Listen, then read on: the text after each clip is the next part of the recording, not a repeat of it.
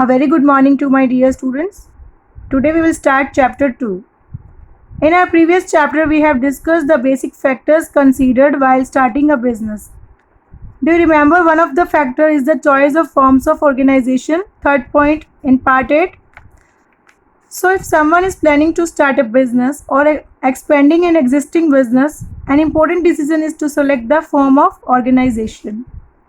There are so many forms of business organization. In order to determine which is the most suitable form, one must know the merits and demerits of each form. So in this chapter, we will discuss all the forms of business organization, its features, merits and demerits. So there are 5 forms of business organization. One is sole proprietorship, second HUF, third partnership, fourth cooperative societies and fifth is joint stock company. First is sole proprietorship. What is the meaning? The term sole proprietor has a specific meaning. Sole means only and proprietor means owner. Hence, a sole proprietorship is the one who is the only owner of the business. Sole proprietorship refers to the form of business organization which is owned, managed and controlled by an individual. It is the oldest form of business organization and also the simplest form. So it is a one-man business as he invests the entire capital, bears all the risk, takes all the advantages and manages the business by himself. It is also called individual proprietorship. So now what are the features of sole proprietorship? First is formation and closure is easy. Formation and closure, sole proprietorship is very easy to start as no legal formalities are required to start it. There is no separate law that governs sole proprietorship. It can easily be dissolved also when the sole trader is entrusted. So there is ease in formation as well as closure of the business. Second is unlimited liability. So the liability of the owner is unlimited. Here question arises, what is the meaning of unlimited liability? Unlimited liability means the owner is personally liable for the payment of debts if assets of the business are not sufficient to meet all the debts. For example, if a sole proprietor is having outside liability of 50,000 and assets for rupees 40,000 only, then in such a situation, the proprietor will have to bring rupees 10,000 from his personal resources. For this, he has to sell his personal property also.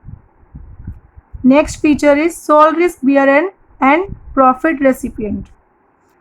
Sole proprietor is the sole owner who is responsible for all the business affairs. So, all the risk on his shoulders and the entire profit is enjoyed by him. So, he receives all the business profits which become a direct reward for the risk bearing. Next feature is control. The proprietor is the sole owner of the firm and has full control over it. Sole proprietor is one-man show. So, complete control of the business is held with the proprietor himself. Next feature is separate legal entity. A sole proprietorship has no legal existence.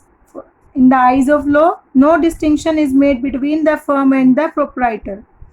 As a result, the owner is liable for all the activities of the business. Next is lack of continuity.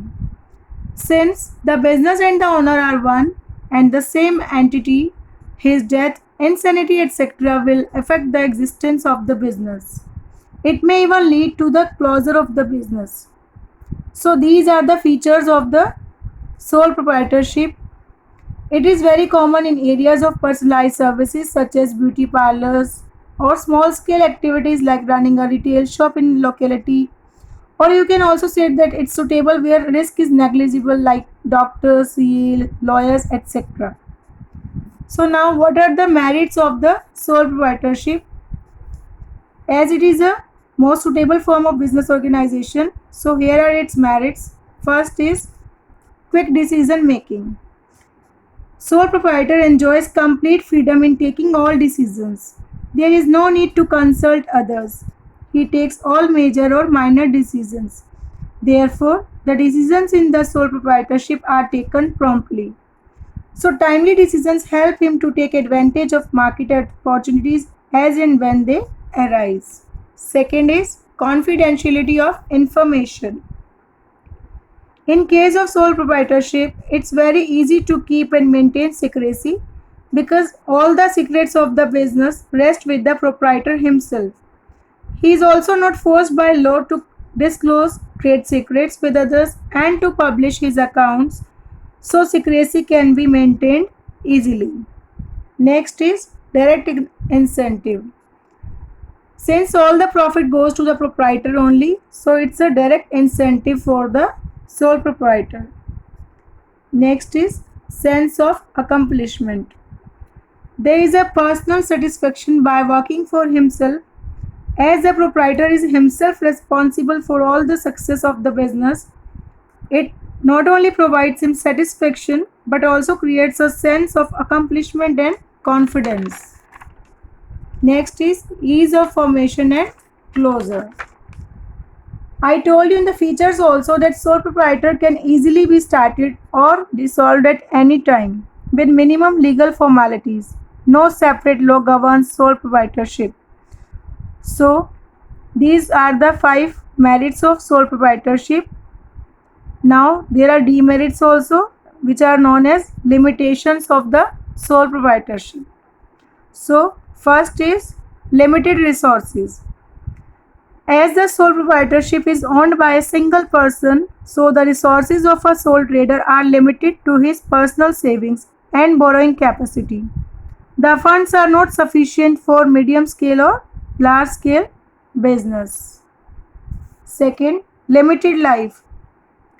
As the business has no separate legal entity, it means that in the eyes of law, business and owner are considered as same. So, the sole proprietor does not enjoy continuity of life. If the proprietor falls ill or becomes insolvent, then the business may come to an end. Next is unlimited liability. I just told you the meaning of unlimited liability. The proprietor has unlimited liability. It's a demerit. He is personally liable for all the debts. In case of heavy losses, the proprietor will not only lose his business assets, but he may have to sell his personal property to pay back his debts. Next is limited managerial ability. In sole proprietorship, all the activities are performed by a single individual. A single individual cannot be expert in all the fields. He may be a good salesperson, but not a good manager. It's very difficult to find all the skills and expertise in one person. And due to limited resources, the owner cannot afford to appoint specialized and expert employees.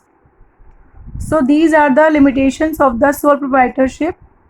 So here we have discussed the features, the meanings, merits and demerits of sole proprietorship. This is our first topic, first form of business organization.